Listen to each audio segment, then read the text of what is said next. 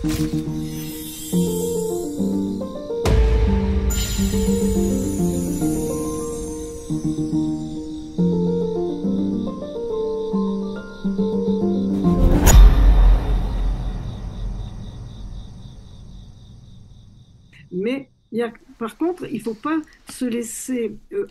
hlavne sa nenechajte pohltiť tým, čo počujete okolo seba. Treba byť veľmi ostražitý, pretože podvedomie je extrémne silné. Keď sme obklopení ľuďmi, ktorí neustále opakujú, že sa zhoršujeme s vekom, je to nebezpečné. Treba si dávať pozor. Jedna z mojich dcér sa špecializuje na patológie mozgu. Prijíma pacientov až už od veku 60 rokov. Často osoby, ktorých matka mala Alzheimerovú chorobu. A keď začnú zabúdať niektoré veci, začnú sa obávať. Chcú si urobiť test, aby zistili, či aj oni nie sú postihnutí. Urobí im test, ktorý ukáže, že nemajú Alzheimerovú chorobu. Potom im vysvetlí, že mozog vyrába neuróny a že v ich veku sú práve v období, keď je táto výroba veľmi aktívna. Povie im, že by sa mali naďalej učiť nové veci, vychádzať z rutiny, pretože práve rutina zabíja mozog. Počúvajú ju pozorne, sústredenie a keď im na konci stretnutia dôkladne vysvetlí, že pamäť sa môže rozvíjať aj s pribúdajúcimi rokmi, ak sa o ňu staráme, dobre sa stravujeme, zostávame zvedaví, aj tak často povedia, áno, ale predsa len treba zostarnúť. A vtedy mi hovorí, to ma úplne rozčuluje, práve som im všetko vysvetlila, ukázala, že si môžeme zlepšovať pamäť v každom veku a oni to nakoniec zhodia takouto vetou. Je neuveriteľné, akú váhu majú tie hlboké zakorenené presvedčenia, ktoré okolo nás spoločnosť neustále opakuje. To, čo hovoríš, mi pripomína, čo často počujeme, keď je niekto chorý. Ach, treba predsa zomrieť na niečo. Presne. To je niečo, čo počujeme stále a je to veľmi frustrujúce. Je to neuveriteľné, však takáto odpoveď je príliš redukčná a úprimne aj príliš pohodlná. Ja hovorím, zdravie si zaslúži rešpekt. Musíme rešpektovať naše telo. To neznamená, že sa nemáme niekedy potešiť, ale keď prídeme konzultovať kvôli vážnemu problému a na konci padne takáto veta, pýtame sa, prečo prišiel, ako by nás vôbec nepočúval. Pamätám si, keď som bola dieťa ešte na Tahiti, v mojej tahitskej rodine vždy sme mali novinky o bratrancoch, strýkoch, tetách. A môj otec sa smial, pretože za každým, keď niekto z Tahinčanov zomrel, povedali jednoducho. Zastavilo sa mu srdce. Zatiaľ, čo Európania vždy chcú vedieť presne, na čo človek zomrel. Ale u nás nie. Srdce sa zastaví. Bodka. A často to bola pravda. Ľudia neboli chorí a jedného dňa zomreli. Takto. Srdce sa zastavilo.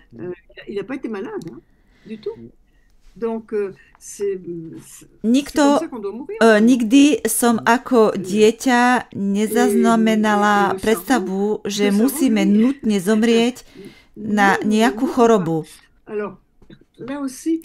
Zomreli sme preto, že srdce sa zastavilo.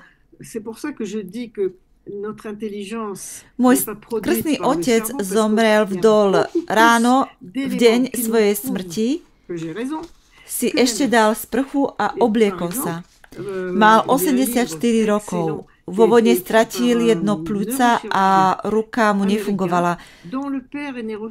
Napriek tomu sa obliekol, aby mohol ísť slúžiť omšu. Sestre povedal, ach, už som dosť urobil, teraz to stačí. Potom si lahol a zomrel. Jeho srdce sa zastavilo. Nebol vôbec chorý. A to súvisí s niečím veľmi dôležitým. Preto tvrdím, že inteligencia nie je produktom mozgu. Existuje veľa dôkazov, ktoré podporujú toto tvrdenie, než tých, ktoré by ho vyvracali. Existuje fascinujúca kniha od amerického neurochirurga, ktorého otec aj syn sú taktiež neurochirurgovia. Volá sa Eben Alexander. Napísal knihu s názvom, ktorý môže pôsobiť trochu možno naivne. Povedzme, Dôkaz o raji. Je to úžasná kniha, ktorú odporúčam každému, kto si myslí, že mozog produkuje myšlienky. Každá kapitola tejto knihy je rozdelená na 3 časti. Čo hovoria lekári deň za dňom, čo hovorí rodina, ktorá je veľmi pozitívna, a čo on zažil počas kómy. Mal infekciu Escherichia coli v mozgu. Táto baktéria mu doslova ničila mozog. Zostal v kóme 7 alebo 9 dní. Mal plochý encefalogram. Ak má človek plochý encefalogram takto dlho, považuje sa to za klinickú smrť. 9. deň, keď jeho syn sedel pri lôžku, začali lekári hovoriť o odobratí orgánov. A práve vo chvíli, keď zvažovali ukončenie liečby, tento neurochirurg si zrazu sadol. Áno, sadol si a nevykazoval žiadne známky ochorenia, žiadna stopa po chorobe. Jeho mozog bol úplne vyliečený. Počas celej tejto doby, ako opisuje v 3. časti knihy, hovorí, že opustil svoje telo. Bol sprevádzaný mladou dievčinou, ktorú nepoznal, no vedel ju podrobne opísať. Neskôr zistil, že išlo o jeho biologickú sestru, ktorá zomrela ako 18-ročná. Nemohol ju poznať, bol totiž adoptovaný a nikdy netušil, že má sestru.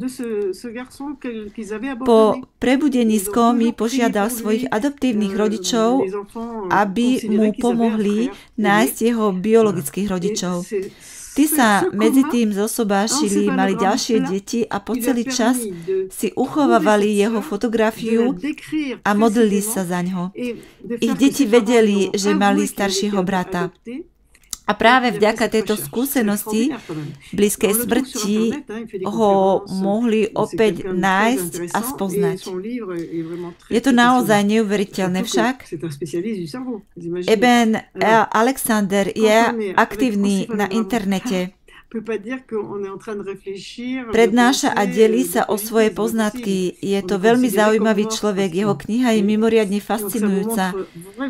Najmä keď si uvedomíme, že je odborníkom na mozog. Predstavte si to. A práve toto je to, čo je uchvatné. Keď máte plochý encefalogram, nemôžete myslieť, uvažovať. Je to nemožné. Ste prakticky považovaní za mŕtvého. Takže jeho skúsenosť hlboko pochybňuje náš pohľad na mozog a vedomie. To, čo zažil počas tejto týždňovej kómy, nám ukazuje, že smrť je možno len prechod, jednoduchá zmena stavu, strata hraníc. To je to, čo považujem za fascinujúce. Žijeme v obmedzenom svete s 5 zmyslami a 3 rozmermi. Ale ako náhle sa zbavíme tela, myslím, že sa oslobodíme od všetkých týchto obmedzení. Mysel sa stáva slobodnou. S týmto úzko súvisí ďalšia veľmi dôležitá téma, plasticita mozgu. Plasticita mozgu je schopnosť mozgu vytvárať a využívať nové nervové spojenia na vykonávanie rôznych úloh. Je to mimoriadne zásadná vlastnosť. Práve Norman Diog túto tému priblížil širokej verejnosti vo svojej knihe Les étonnants pouvoirs de transformation du cerveau. Zázračné schopnosti mozgu na transformáciu. Dlhé roky bojoval za to, aby medicína túto realitu uznala. Oficiálne sa tak stalo až v roku 1998.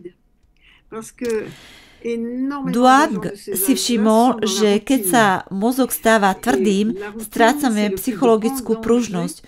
Uväzňujeme sa v mentálnych schémach a zvykoch, z ktorých je ťažké uniknúť. Tento stav je vyčerpávajúci, neraz až bolestivý.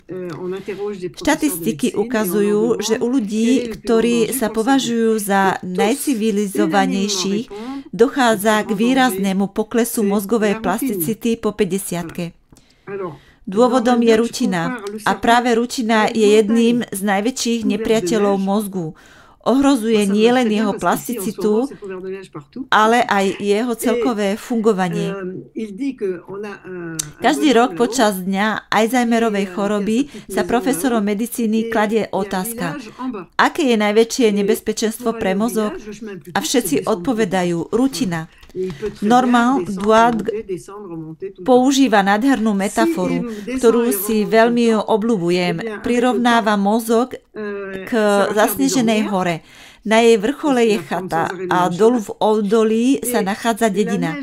Najkrátšia cesta vedie priamo z vrchu dole. Ak každý deň schádzame tou istou trasou, vyšlapeme do snehu stopu. Postupne sa táto stopa prehlbuje. Sneh okolo nej stvrdne a stane sa z nej pevný chodník. Čím viac ho používame, tým je výraznejší a tým menej si všímame iné možné cesty. No, ak sa tento chodník jedného dňa zablokuje, zistíme, že už nevieme prejsť inak. Nevieme sa vymaniť zo zvyku, pretože ostatné možnosti sme prestali využívať. A práve tu je dôležitosť mozgovej plasticity, schopnosť hľadať nové cesty, nové spôsoby myslenia, cítenia i konania.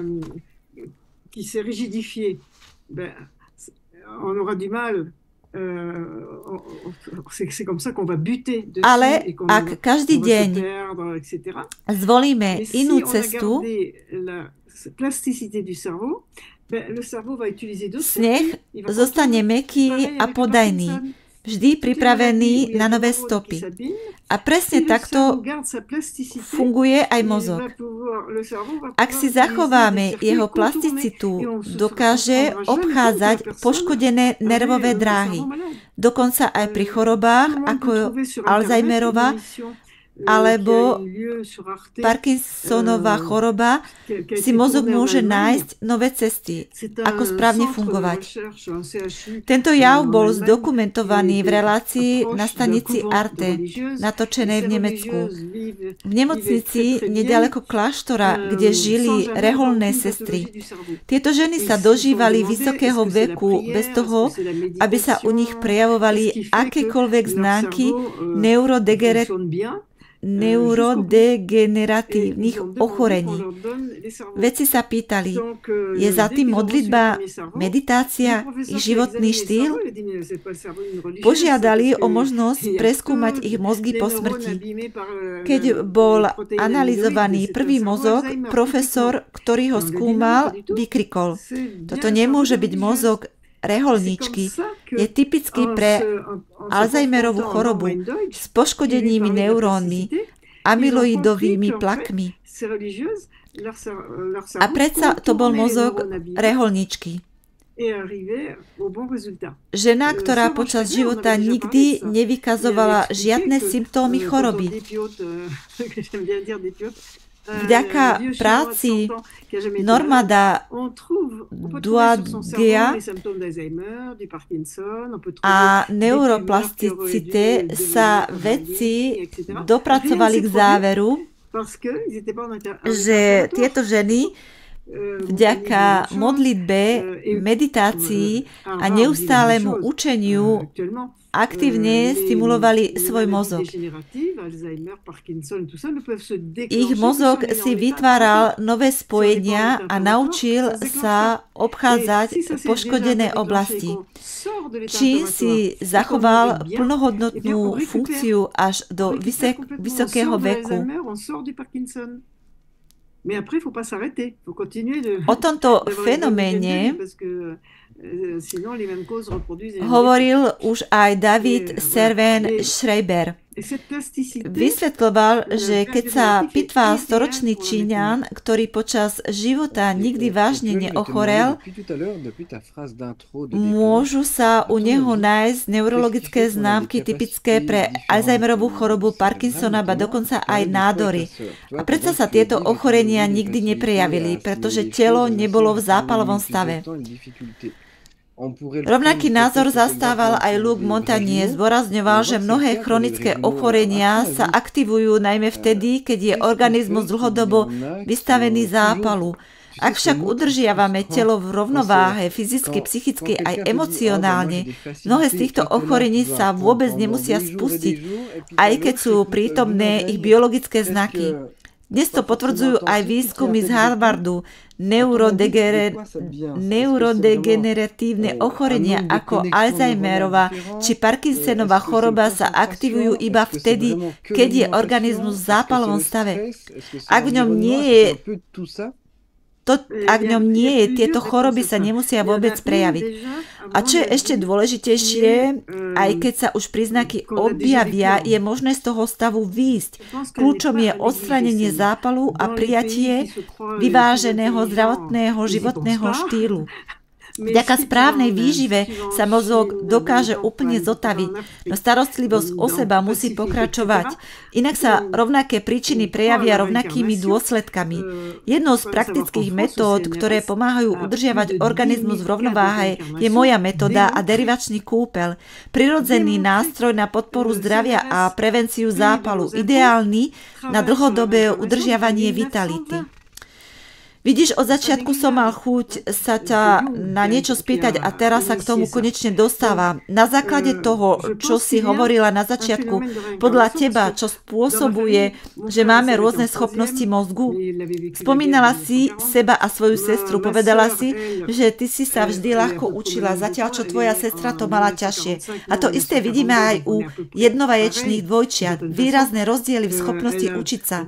Takže podľa teba, odkiaľ to pochádza? Je to naozaj otázka neurónových spojení? Súvisí to s koncentráciou, výživou, stresom, prostredím? Ako je to vlastne všetko dokopy? Mám na to niekoľko odpovedí. Tá prvá, na ktorú často zabúdame v tzv. Civilizovaných krajinách, je, že sme už predtým žili. A myslím si, že túto možnosť by sme nemali vylúčovať. V kultúrach ako India, Čína, niektoré africké spoločnosti alebo oblasti Tichomoria je reinkarnácia považovaná za niečo prirodzené, úplne samozrejme. A dokonca aj u nás to nie je až taká okrajová myšlienka. CNRS, Národné centrum pre vedecký výskum vo Francúzsku, financované z verejných zdrojov, sa reinkarnáciou zaoberá už od roku 1920 a zdokumentovalo viac než 10 000 prípadov. Carl Jung bol jedným z prvých, ktorý sa týmto výskumom začal zaoberať seriózne. Takže nie je to žiadna šialená myšlienka, je to legitívna stopa hodná pozornosti. Vo vlastnej rodine vidím jasné stopy týchto rozdielov. Môj brat, ktorý školu skončil už v 3. ročníku a zažil vojnu v roku 1940, mal zvláštnu zrelosť. Moja sestra, narodená v roku 1945, ja v roku 1942, mala vždy väčšie ťažkosti v škole. Opakovala všetky ročníky, dokonca 3x 6. ročník. No napriek tomu sa dostala na maturitu. Ja som naopak preskakovala ročníky. Dva veľmi odlišné príbehy a predsa sme vyrastali spolu. Sestra mala úplne iný charakter. Vždy chcela hrať sa a byť obklopená spoločnosťou. Ja som bola zameraná na niečo iné. Určite tu zohráva úlohu aj charakter.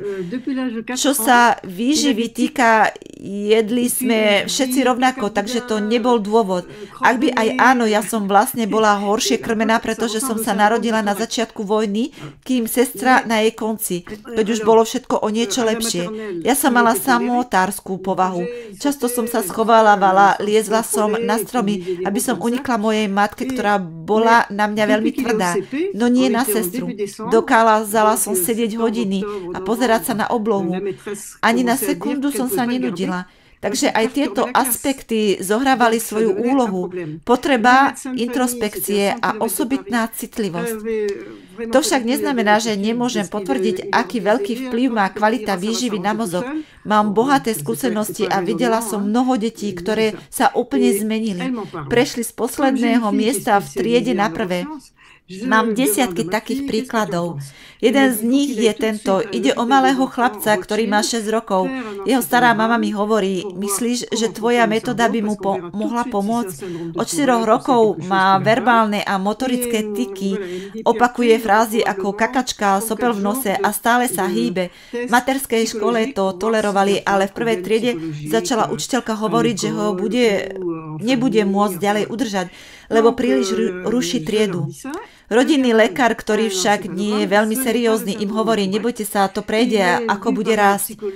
Táto odpoveď im však nestačila. Povedala som jej, poradím sa s dcérou, ktorá je odborníčkou na neurovedy. Treba ho okamžite zobrať do detskej nemocnice Rothschild v Paríži na encefalogram a psychologické testy. Išli tam a diagnóza bola nasledovná. Nie je to syndrom Tourette.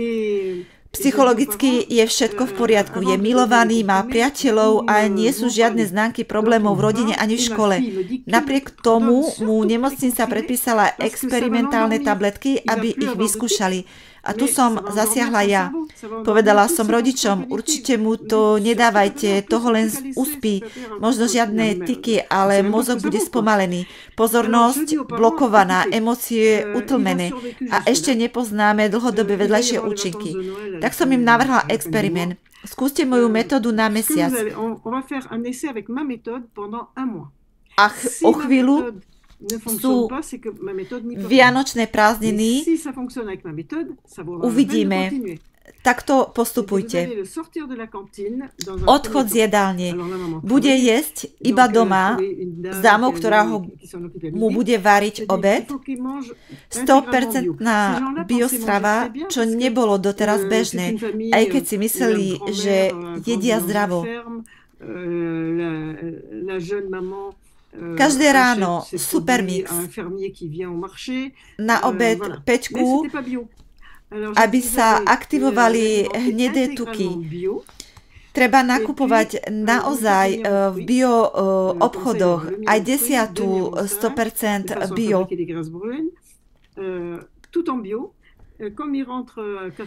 A pridávať chlad do rozkroku, bude sedieť na studených vankúšikoch, aj oblečený, keď bude čítať, jesť alebo pozerať film.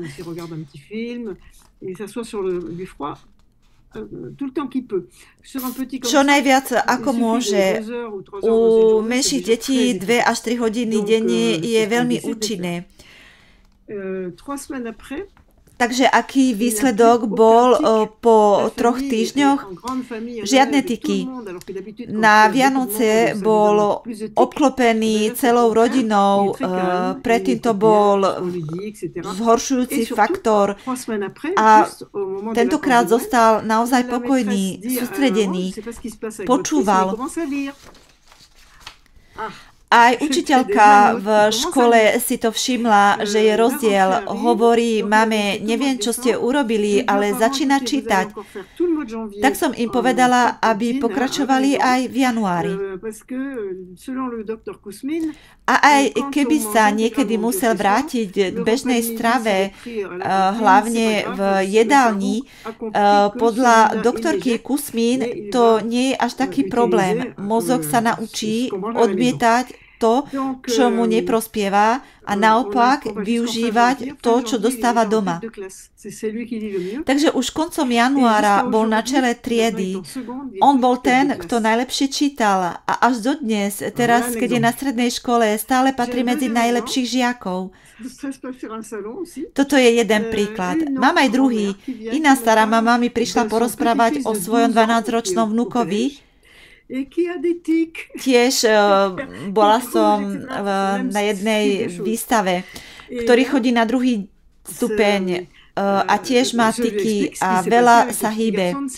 Podobný problém. Vysvetlila som jej, čo sa stalo s tým malým chlapcom. Ona si to zapisovala, už trochu pozná metódu a povedala mi bez problémov. Jeho mama to bude nasledovať. Takže mama sa drží všetkého, čo má robiť a začína dávať studené vankúšiky a chlapec sa stáva veľmi pokojný, v škole je vynikajúci, stáva sa naozaj veľmi dobrým, má dobré známky. A takto to trvá celý rok. Ale po roku sa rodičia rozvedú. A otec, ktorý je úplne proti všetkému, čo robí jeho žena, požaduje striedavú starostlivosť. Jeden týždeň u otca, jeden týždeň u mami. A tam týždeň u otca, to už nie je to isté. Žiadne biojedlo, žiadne chladivé vankúšiky, to sú podľa neho ženské záležitosti. A teda začína znova mať tiky.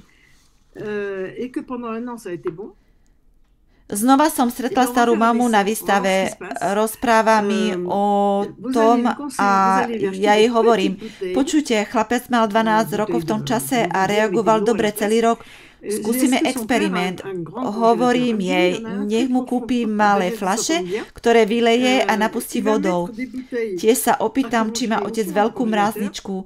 Odpovedá mi, že áno. Hovorím teda, perfektne, dajte fľaše do mrazničky, nech ich zmrazí, zabalí a večer si pôjde po fľašu a dá si ju na noc medzi nohy, keďže cez deň je to komplikované. Možno to bude stačiť. Spraví, čo som im poradila. Schovával chudák fľaše, dával si ich na noc, keď bol u otca. A zrazu žiadne tiky. Začne sa sústrediť a jeho práca sa zlepšuje. Je to naozaj zaujímavé. Však mám aj tretí prípad. Ďalší príklad, chlapec vo veku 14 rokov, ktorý trávi prázdniny na škole plachtenia v Nice. Jedna z inštruktorky je šampiónka v hode guľov na národnej a európskej úrovni. Sleduje túto metódu už roky. Je to mladá žena, ktorú sledujem už dlhšie. Počas prázdnin je malá party a inštruktori odprevádzajú mladých ľudí o 11. večer. Odprevádza tohto 14-ročného chlapca, ktorý jej hovorí: Som veľmi hrdý, že som so šampiónkou a chce jej niečo poradiť na zlepšenie športového výkonu. Hovorí jej: vieš, je tu niečo, čo ti pomôže zlepšiť silu pri športe. Volá sa to Supermix. Tu sais, pour tes performances, c'est l'époque où elle se présentait au niveau européen, puisque tu veux te présenter, je connais un truc qui te donnerait beaucoup de force pour le sport. Elle lui dit, ça s'appelle le miam aux fruits. Alors, začala sa smiať a odpovedala: Ty to poznáš? Ty? Je prekvapený a vysvetľuje jej, že jeho mama a teta absolvovali kurz s jednou ženou, ktorá im ukázala túto metódu. A odkedy mu ho začali robiť, on, ktorý bol zlý v škole, príliš tučný a posledný v športe, sa stal najlepším v triede a najlepším v športe. Preto sa prihlásil na školu plachtenia. Toto je ďalší prípad. Mám aj prípad dospelej ženy vo veku 50 rokov.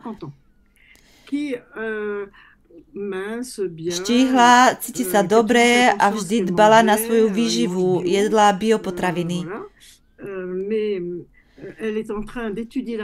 Študuje akupunktúru, pretože chce zmeniť profesiu, no mala veľký problém zapamätať si všetko, čo sa musí naučiť, najmä meridiany. Hovorili jej, že je to kvôli veku. Niektorí jej však poradili, aby prišla na kurz o pamäti so mnou. Rozhodla sa prísť a zistila, že vôbec nie je olej. Na šalaty používala parafínový olej, ale inak olej vôbec nekonzumovala, pretože si myslela, že spôsobuje priberanie. Odporúčila som jej, aby začala denne jesť 6 polievkových lyžíc kvalitného oleja lisovaného za studena. Po týždni na kurse sa naučila pripraviť Supermix a Peťku a začala pravidelne užívať surový olej. O rok neskôr sa vrátila na doplňujúce kurzy, aby si upevnila svoje znalosti. Získala svoj diplom z akupunktúry a bola veľmi šťastná. Ani vo veku 50 rokov to nie je neskoro. Keď prechádzame smútkom alebo veľkým stresom, ovplyvňuje to našu pamäť a pamäť klesá. Supermix a derivačný kúpeľ zvyšujú hladinu serotonínu, vďaka čomu pôsobia ako prírodné antistresové prostriedky. Pomáhajú zmierniť negatívne emócie a obnoviť vnútornú rovnováhu. V prípade silného stresu odporúčam ísť večer do postele s 3 plastovými termoskami s horúcou vodou, aby ste si vytvorili akoby malú domácu saunu. Jednu zamrazenú fľašu, obtiahnutú ponožkami, si vložte medzi stehná. Si on a vraiment beaucoup de mal, on peut s'aider avec un peu de phytose en plus. Mais c'est vraiment le plus efficace. Tento postup podporuje potenie,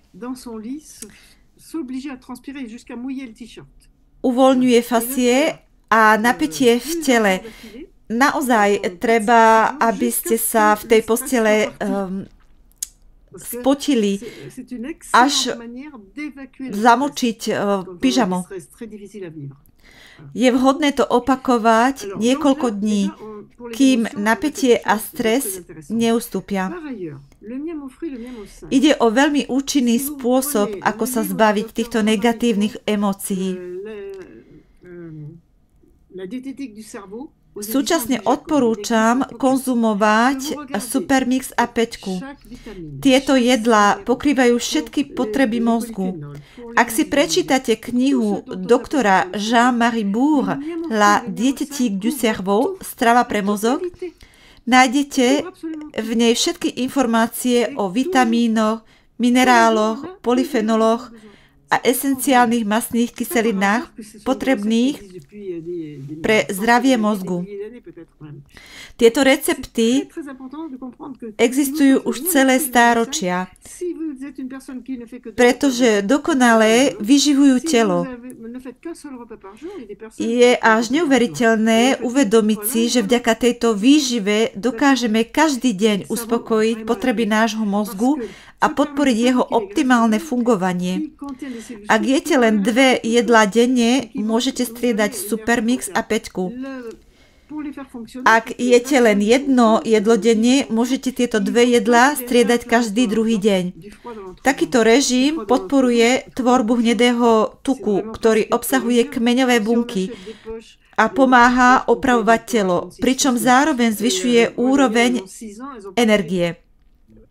Dôležité je aj zníženie zápalu, najmä pomocou jemného chladu aplikovaného v oblasti rozkroku. Je to jednoduché, lacné a veľmi účinné. Stačí použiť malé snehové vankúšiky, napríklad značky 36,6. Sú odolné a spoľahlivé. Ak trávite veľa času sedení, môžete si pod seba umiestniť malú zmrazenú fľašu v tenkom vankúši. Prípadne si ju dať pod perinu počas noci. La nuit, on peut mettre une petite bouteille congelée enrobée d'une serviette en microfibre. Pomáha to zmierniť zápal a podporiť regeneráciu. V roku 2014 medicína objavila, že mozog sa dokáže sám čistiť. Deje sa to prostredníctvom fascií okolo kapilár, ktoré pomocou jemných vibrácií odstraňujú zvyšky z krvi a bránia tvorbe zrazenín, čím znižujú riziko mozgovej príhody. Ide o zásadný objav, pretože dokazuje, že príroda nám poskytá jednoduché a prirodzené prostriedky na ochranu mozgu. Hnedý tuk zároveň pomáha opravovať krvné cievy, harmonizuje hormonálny systém, stabilizuje hladinu cukru v krvi a upravuje cholesterol. Tieto faktory sú kľúčové pre zdravie a vitalitu. A čo je na tom najlepšie, tieto účinné postupy sú dostupné každému takmer zadarmo. Stačí ich len vedome a dôsledne uplatňovať. Máte k dispozícii všetky nástroje, Supermix, Pečku a jednoduché techniky, ako je praktizovanie derivačného kúpela, ktoré môžu výrazne zlepšiť váš zdravotný stav. Dokonca nájdete recepty zadarmo na mojej webovej stránke. Tento prístup je dostupný pre každého. Žiadne utajovanie informácií, stačí sa len zaujímať a informovať. Ďakujem ti za všetky cenné rady, France. Ak by som to mal zhrnúť, povedala si nám, že mozog funguje na 100%, keď sa aktívne udržiava, neupadá do rutiny a zostáva v pohybe. Potrebujeme mu dávať správne výživné prvky, aby mohol fungovať optimálne. Je to zároveň mozog, ktorý je v súlade sám so sebou, rešpektuje sa a venuje sa činnostiam, ktoré máme radi. Ja by som k tomu ešte doplnil, že je tiež dôležité byť pozorný k nášmu prostrediu, napríklad k elektromagnetickému znečisťovaniu, telefónom, Wi-Fi či rôznym pripojeniam. Aj keď ešte nepoznáme všetky dlhodobé účinky, zdá sa pravdepodobne, že byť denne vystavený mikrovlnkovej atmosfére asi nebude pre náš mozog ideálne. Čo si o tom myslíš? Áno, presne tak. Telefonovanie s mobilom pri uchu počas 15 minút môže zvýšiť teplotu buniek až na 39 stupňov. Čo je veľmi veľa a skutočne škodlivé. Znepokojujúce sú aj prípady ľudí, ktorí nepretržite používajú Bluetooth. Osobne, keď musím prespať na mieste, kde je Wi-Fi, vždy vypínam pripojenie. Dbám na to, aby pri mne nebolo žiadne zariadenie.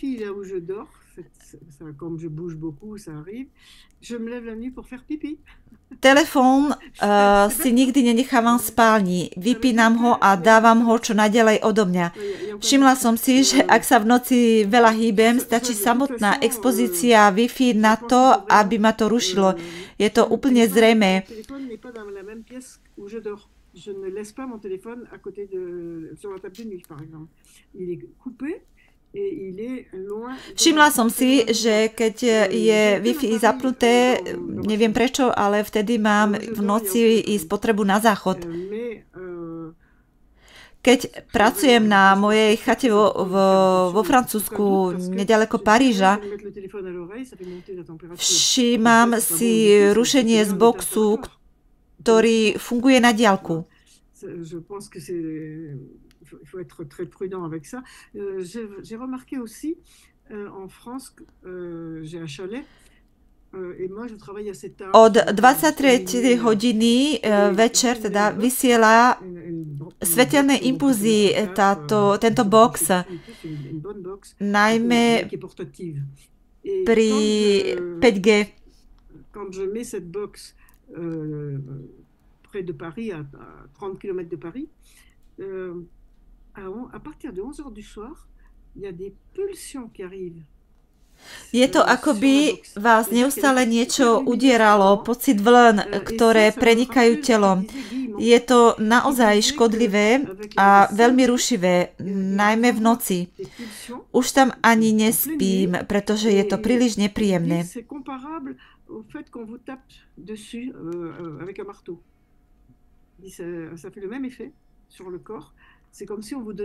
Tento fenomén je veľmi znepokojujúci. Musíme byť opatrní a bdelí. Kedysi som rada chodila do mesta. Predtým to nebývalo, ešte kým neboli tieto antény 5G. Najradšej tam už teraz ani nechodím, lebo mi to vadí.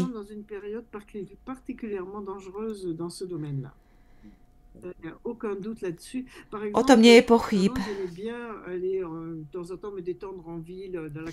Kedysi som rada chodila do mesta, prechádzala som sa, nakupovala, pozerala výklady.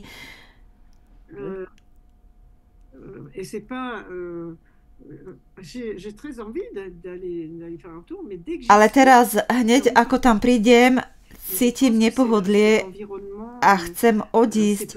Mám chuť tam ísť, ale ten nepríjemný pocit, je to neviditeľné znečistenie, ktoré sa však stále viac dá cítiť. Myslím, že žijeme v skutočne citlivom období a je veľmi dôležité byť si týchto nebezpečenstiev vedomý. Každopádne ďakujem, že si nám upokojila myseľ. Že si hovorila o tvojej metóde, o supermixe a o päťke. N'hésitez pas à venir voir aussi tout ce que l'on fait, parce qu'on fait notamment des masterclass et des formations avec France et d'autres. A pre tých, ktorí ešte nepoznajú túto metódu, vrelo odporúčam, aby ste sa informovali na webovej stránke. Tak to je moja posledná kniha. Je to jednoduché, nájdete tam recepty zadarmo, ako sú Supermix a Peťka. Objavte všetky texty od France a nezabudnite sa zúčastniť našej masterclass.